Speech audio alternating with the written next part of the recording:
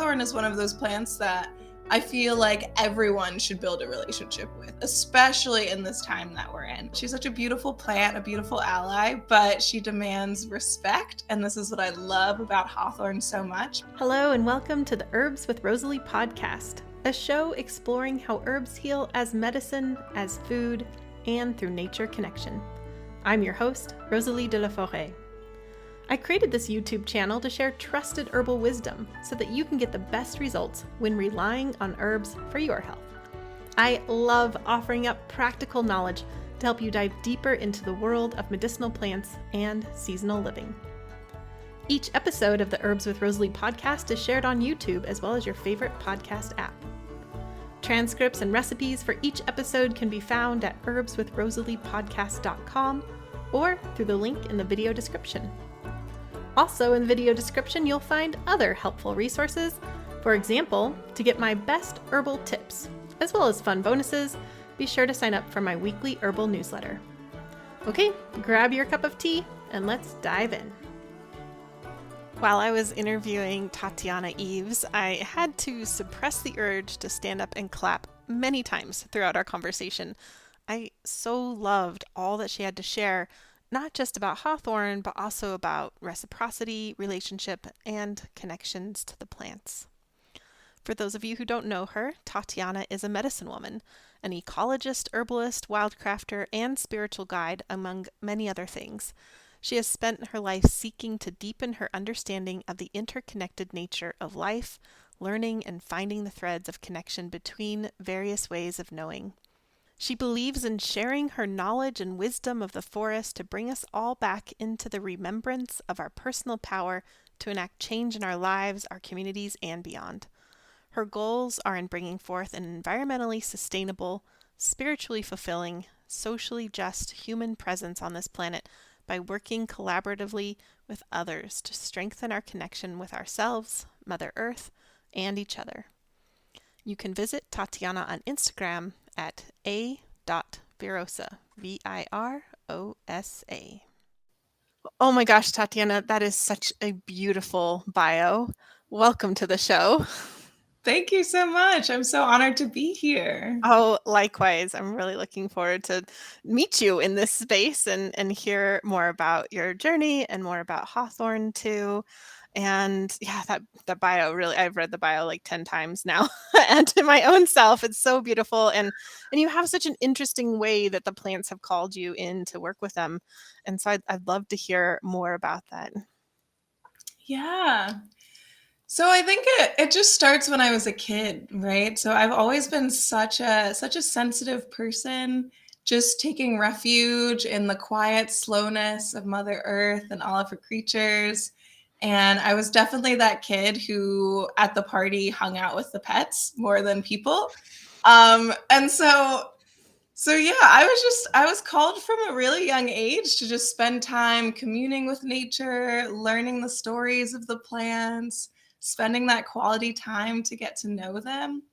And as just like a curious person, I always wanted to just learn more about these systems, just learn more about how everything works together, right? Like ecology is so fascinating. And so I have a Western science background and I went to school for ecology. That's my formal training, to learn more about these systems of life and how life interacts and how these systems are dependent on individual components, right, to function, to flourish. And in that way, I call myself a lifetime learner because I didn't really just stop there, right? I loved the Western point of view and I thought it was really useful, but in some aspects it felt really limiting, right? Not to be able to discuss the beauty and the feelings evoked in me by nature, right? Like our inherent heart connection with all of life. And so over time, I've just bridged that, taking all of the parts that are super useful because it's a really useful foundation. But I've taken that and bridged it with so many other ways of knowing that are so complementary. And so that would be traditional ecological knowledge, right? From traditional Yoruban, Comitian, Andean, and Potawatomi teachings and wisdom, And in that pursuit of like further combining different ways of knowing to see this broader picture and like fit those puzzle pieces together, I trained to become a vitalist herbalist, right? To look at our being as a complete system and have a holistic practice that like seeks to find the root cause behind the symptoms and isn't so just like symptom tapping, not just like symptom band-aiding, and I'm also a wildcrafter, right? Like I've always worked with the plants and I respectfully harvest and forage wild plants. And then in addition to that, I like learned as an interfaith minister, right, to serve as a spiritual guide. And so I've trained to help people to hear that intuitive voice within more clearly and align with their path and their purpose and remember our interconnected nature, our inherent connection to all of life. And so I've worked with the plants on my own for very many years and have done all of this work, like kind of just it for my own, just like benefit and curiosity. But recently I've been called to share it, right? And to do my part to serve the collective and to remind us all of the wisdom of the forest, to help us all to heal and to remember that nature is here to help us heal. And so, this varied background that I've collected along my journey really just allows me to work from that body, mind, spirit connection lens and tackle the holistic, complex, messy human, right? And our varied experiences. Oh, that is so beautiful, so eloquently shared. And something that strikes me while you're speaking is that we often, as herbalists, talk about holistic health, like that we love to be holistic healers.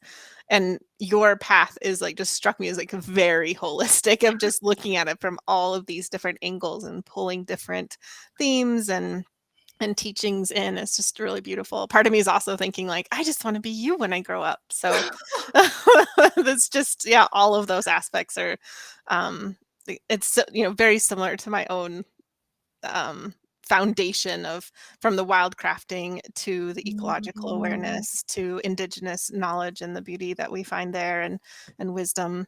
So thank you for sharing all of that. I'm so excited to hear more from you already. And you chose one of my very favorite plants ever. It's a plant that I turn to almost every single day of my life. And so I'm excited to hear what you have to share about hawthorn. Oh my goodness, that's so lovely. Yeah, Hawthorn is also just thank you for everything that you've said thus far. Like I'm just so thrilled. Like I'm so excited to be here and to chat about plants with you. Like this is my favorite thing to do. This is my favorite thing too. And yeah, so I love, love, love Hawthorn so much. And I'm so happy that she's also one of your favorite plants too. Because I feel like Hawthorn is one of those plants that I feel like everyone should build a relationship with, especially in this time that we're in. And so she has a really long-standing relationship with humans, right? And so she's always kind of over different traditions throughout time has always just signified protection and happiness and love. And her power even permeates hoodoo traditions and Celtic and even Christian legends, right? And it's so beautiful that she's just so widespread around the world and like everyone has different connections with her. And so in that, she's such a beautiful plant, a beautiful ally, but she demands respect. And this is what I love about Hawthorn so much because since she's in the rose family, right, like she's got thorns. And she teaches us the importance of boundaries and protection among so many other lessons. And one of my favorite traditions that has Hawthorn really like at the forefront, right? She's also called Mayflower, May Blossom, May Tree, But in the Celtic tradition, she is known as the fairy tree. And this is so fun because she's known as the tree that stands at the threshold between this world and the next. And she's guarded by the fairies. And so you can't cut down a hawthorn tree without permission. And there's this one really amazing story in the tradition about this farmer that was really tired of people coming onto his property and admiring his beautiful hawthorn tree that flowered and was just like so vibrant and amazing. And people just kept coming onto his land. So he cut her down, cut the tree down right at the base.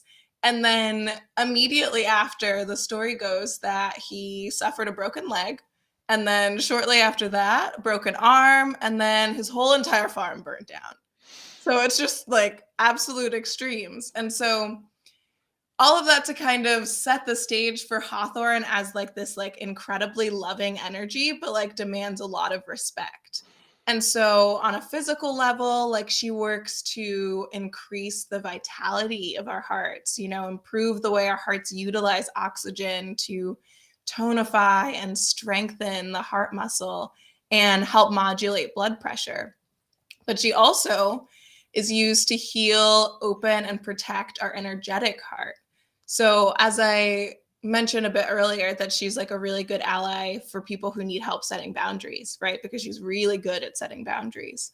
And this is such beautiful medicine for just where we are in our society right now, because like in this modern time we're so bombarded by information and opinions, and we're just perpetually overstimulated by the news, social media, like all the things. And so it's so easy to just keep our hearts closed, right? And just like move through the world like in this very like guarded and closed non-receptive state. And so Hawthorn comes in and like works really lovingly and with intention to strengthen our hearts on a physical and energetic level, so that we have the strength to like keep them open as we navigate in the world, so that we can remain open and receptive to receiving love, right? To be loving, to be delicate but not fragile, to be strong and soft, right? And so with this, she helps us to like stand more confidently in ourselves, to be more free in our expression and authentic. And she is also a beautiful, beautiful, beautiful grief support in this way. And I know a lot of herbalists use her in their grief support recipes. So yeah. Wow. Oh, I That's feel my like spiel on Hawthorn. I love her. I can tell that really comes through. And what a beautiful sharing from stories to the kind of felt embodied experience of Hawthorn. I'd love to talk about the ways you work with Hawthorn. For example, we have a printable card that people can download, which is beautifully illustrated by Tatiana Rusakova, our botanical illustrator here at Herbs with Rosalee. But that's for a Hawthorn flower essence. And can you speak a little bit about that? Yeah. So if anyone is unfamiliar with flower essences, I think I should start there. But Definitely. specifically when I was communing with Hawthorn, right? And like communing with the ways in which she wants to connect, right? And like the best way to connect with her medicine. And flower essences were top of the list. Mm. And so flower essences themselves are ancient medicine. They've been used for thousands of years and capture the essence or like the life force, right, of our plant friends. And so they're a solar water infusion of the flowering parts of the plants.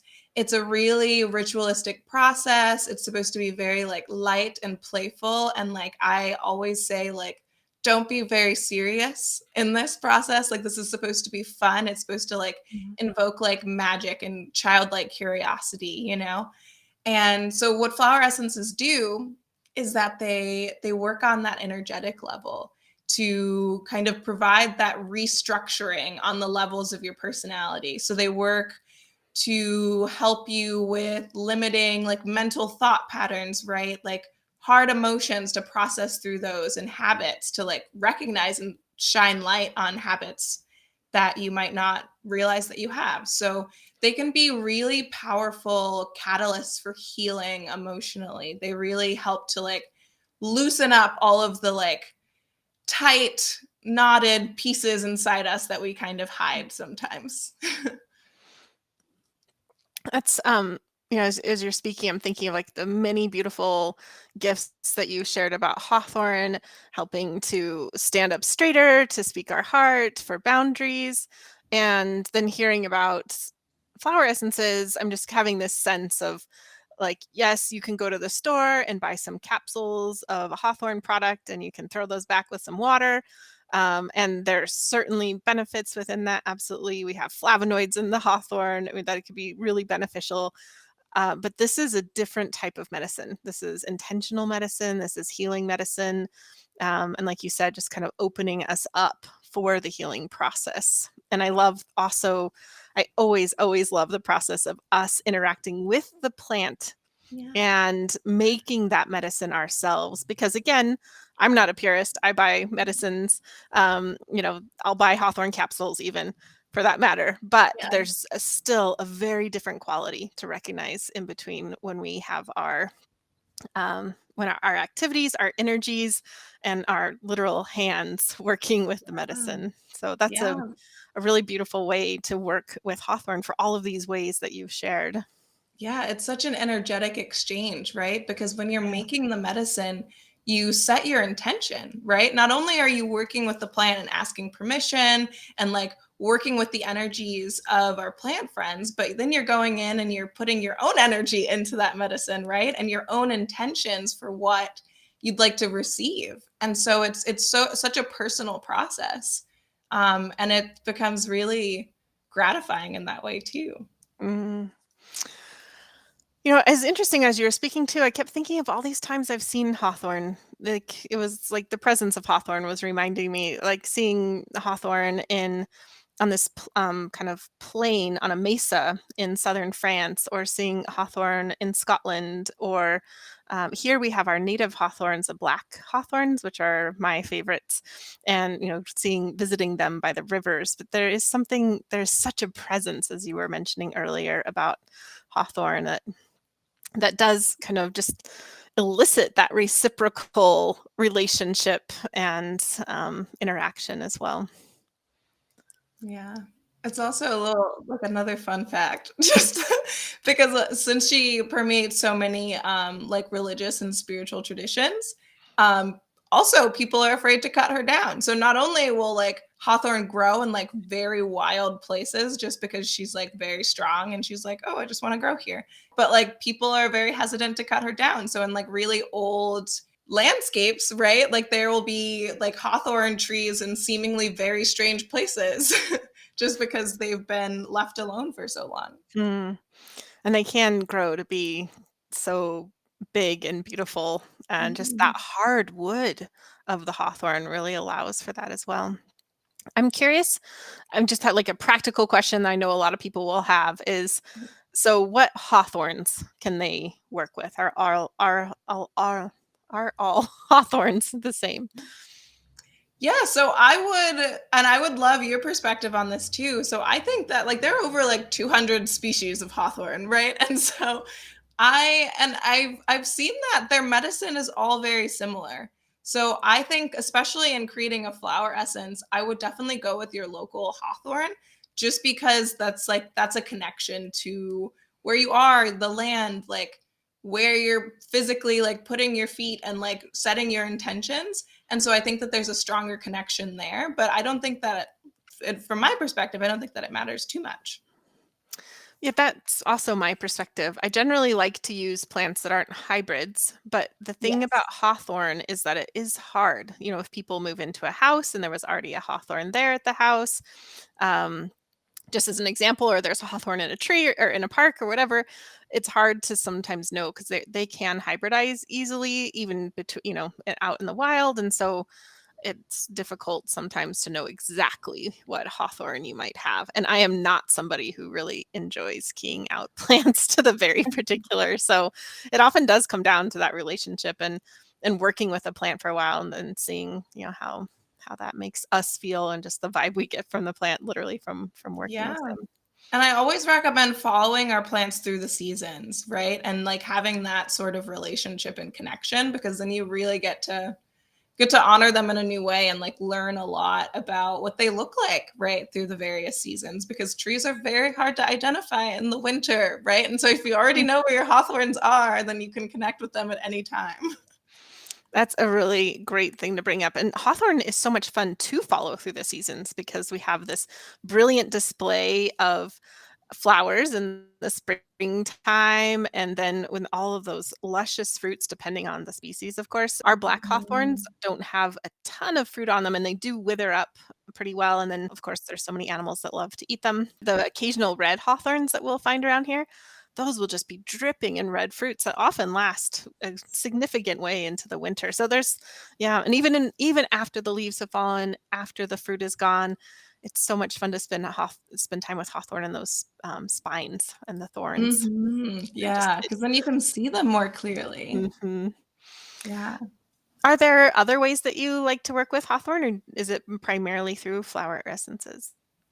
So I also love to do different, so there are various ways that I love to connect with the plants. I love to visit them in person. I feel like that's the best way to get to know a plant friend, really just like connect with them on that deeper level and like just tune in to like how you're feeling when you're sitting with them, what thoughts come up, what feelings, and just really like tune into, like, get out of your head a little bit and like tune into that heart space, right? And like open that up. And then another way that I love to connect with her is making different medicines, right? So it could be tea, the most fundamental medicine, tea with like her leaves and flowers. Or I like to make extracts. And so I actually this year I made hawthorn berry glycerite, and so that was really fun with vegetable glycerin and the berries that were dried, and it was a really beautiful and loving process. And it was very yeah, it's fun to make glycerites just because it's so like sweet and sticky and just like it's very alive. Mm. Yeah, wonderful sweet medicine. Mhm. Is there anything else that you'd like to share about hawthorn before we move on? Mm, maybe just a little bit about engaging with the plants. And so I mentioned this in the recipe for making a hawthorn flower essence, which she will be blooming soon. We've got a couple months, but soon. And that would just be the importance of taking that time to ask permission and tune in before harvesting anything, before even thinking about harvesting. Because hawthorn, with her boundaries, if you're moving too quickly, you might get stuck with one of her spines, right? If you're picking the flowers and not paying attention. And so it's a little warning. The same with like, the rest of our rose plants. And it's just very important to sit, to observe, and to tune into that like inner knowing where you can sense if this is an actual honest yes, or if you're just really excited and want hawthorn flowers. Thank you for sharing that. I've been in both places, so I know what you're speaking of. um, yeah, as we've been talking about, hawthorn has such a beautiful, impactful presence that sometimes just sitting with hawthorn is medicine within itself. Well, Tatiana, I would love to hear what herbal projects and offerings that you have going on right now. Such an exciting question. And it's so fun because we're talking about Hawthorn, and I actually just started in January my monthly class, which is called Mother Earth Heart Connections. And Hawthorn called to me as the first plant of the month. Mm. She was really first and foremost. And so in that class, it's a monthly virtual class where we just deep dive into the story of one plant ally per month. And we really just sit and like learn the wisdom of the forest so that we can learn more about ourselves in the process, like with hawthorn and her boundaries, right? We like go into a deep history of the plant and how they've been used throughout time in different cultures and traditions. Identify our allies in the wild, so I go through very specific identification techniques and like give everyone the language they need to like really like tighten up on the botany terms, and we also learn about how they work with us, right, on that physical, mental, and energetic level, and then how to connect with them, right, and then what they teach us about ourselves. And so I truly believe that plants come to us when they need our medicine, right? When we notice them, when they're in our space, it's because we need their help. And so in this class, I provide tools, right? So that we can be better listeners. So because plants, they provide us with templates so that we can become our best selves, so that we can become healthy and open and aware. And so the class is really just about developing our intuition, developing our inner listening, our heart space, so that we can hear more clearly and access this medicine, the wisdom of the plants in so many different ways, physical, mental, energetic. They're working on all different levels so that we can grow and grow in the way that our soul wants to and manifest our dreams and our desires. And yeah, it's just a really, really fun time. It's a fun community. We all learn and grow together. There are two options for the class. There's an Herbal gift box membership version where there's a physical workbook that comes with the class where we kind of go through, and there's space to like jot down your thoughts, your experiences as you're connecting with the plant over the course of the month. And so the Herbal gift box membership level comes with the physical book, and it also comes with the plant medicine that I make with that plant of the month. And so that's really fun because I just kind of tune in and I'm like, okay, what type of medicine are we into for this month?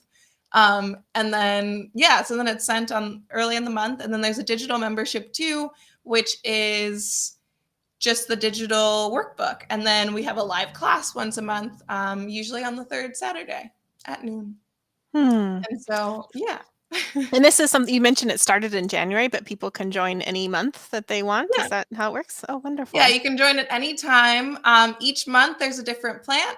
And so once you join, you'll have access to the portal. So you get to see all of the other past live classes and have access to the past workbooks.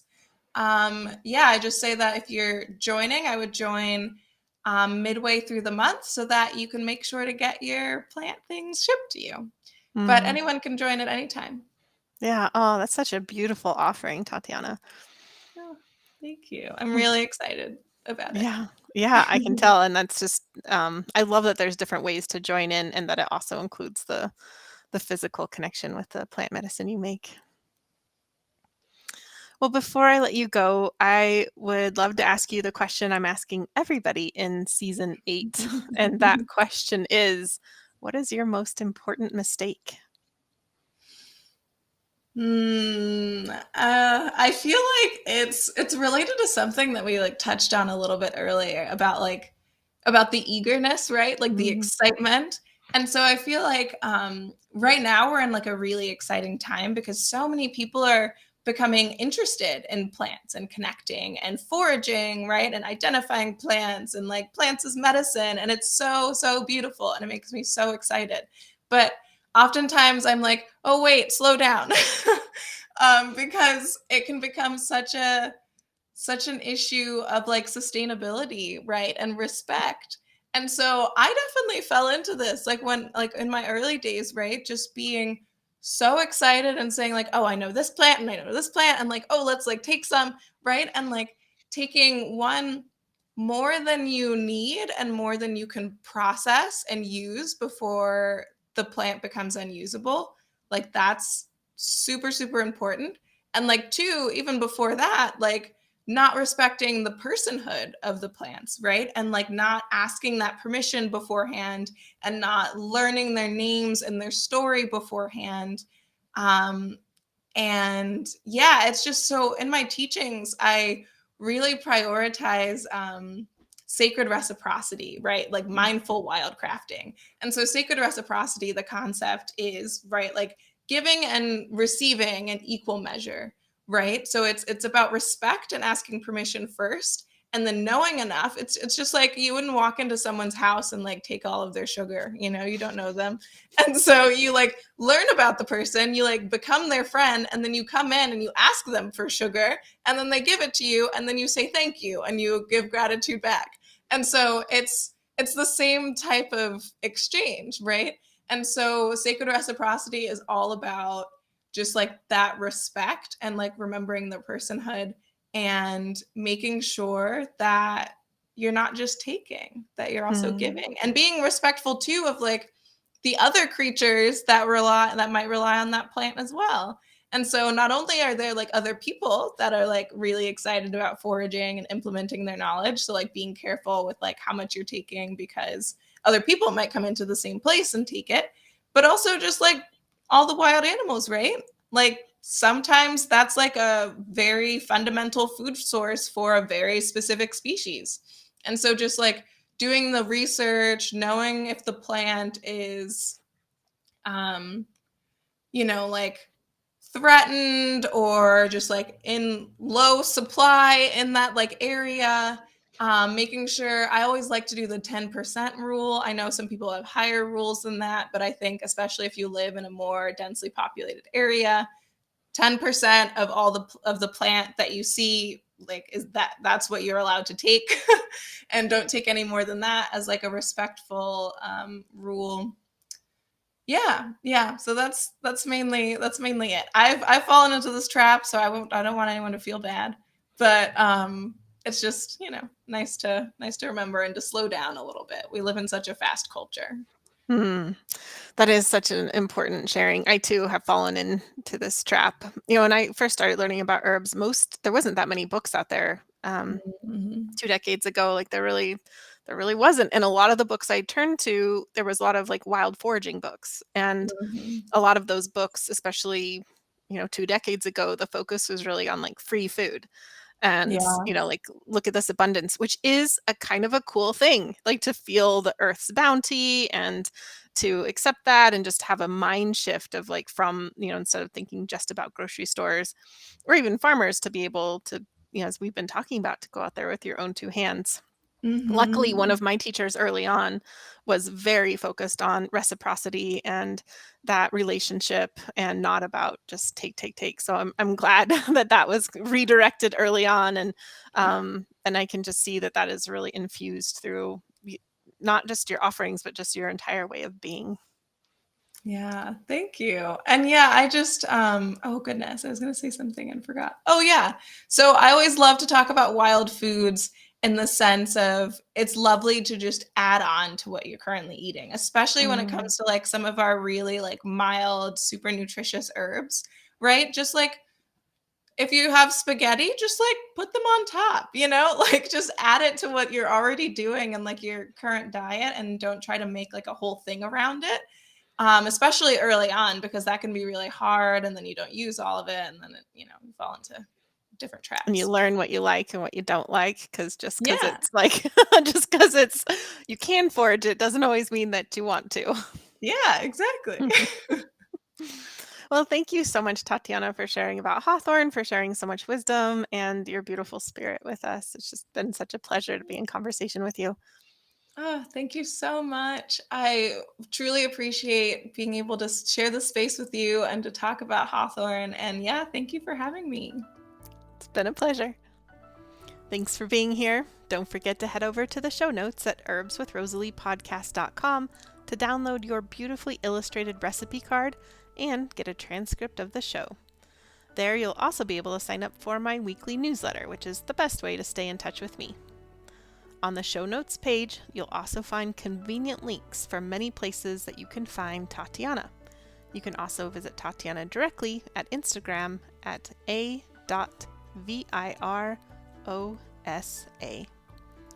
If you want more herbal episodes to come your way, then one of the best ways is to support this podcast by subscribing on YouTube or your favorite podcast app.